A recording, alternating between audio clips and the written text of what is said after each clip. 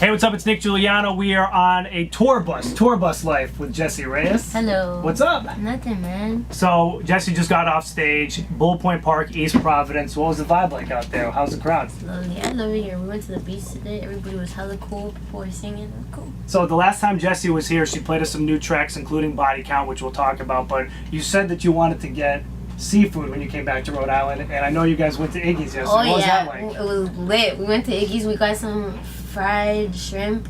I got some clam chowder. I got some doughboys with some ice cream. I'm supposed to be eating healthy right now.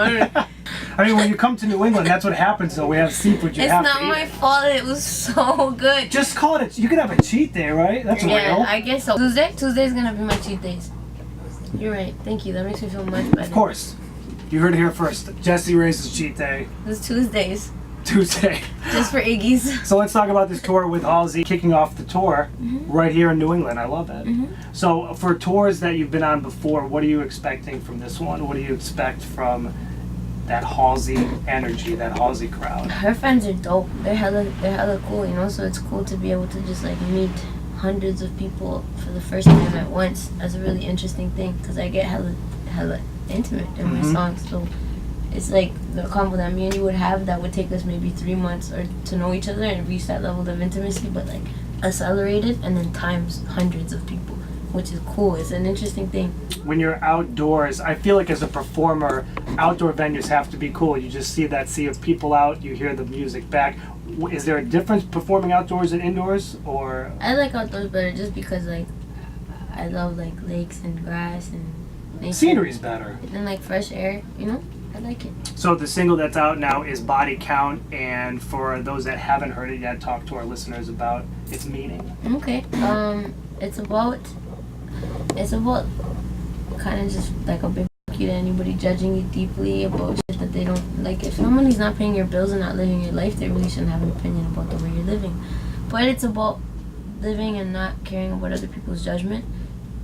For me personally, I was talking about my perspective as a female, because if females are judged in a different level and we're judged, like, it's just, there's a double standard that's very, very evident and that still exists. So that's the perspective that I was writing from. But the cool thing about it is after the song got released, I got so many messages from people that were like going through it and just coming out to their parents. And they're like, I want to love who I want to love. You know, people identifying it with it differently, and even people that are like 40-year-old versions, you know what I'm saying? Like, or 30-year-old versions or 50-year-old versions.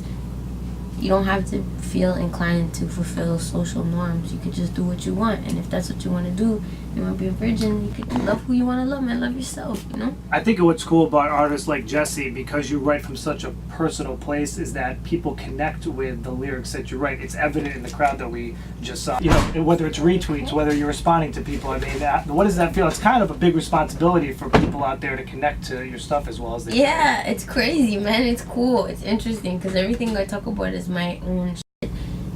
So when people, like someone that's totally disconnected from me feels it, and then they take what they can from it, I feel like it's a really positive byproduct of me spewing my own poison, like my own tribulations or my own BS, and then someone else gaining a positive from it is really cool. Back to Body Count for a second. You talked about the meaning of it, and it's evident in the music video as well, so talk about the concept to the music video with Body Count. Cool. First off, the director's Peter Wang. He's the dopest. He's incredible.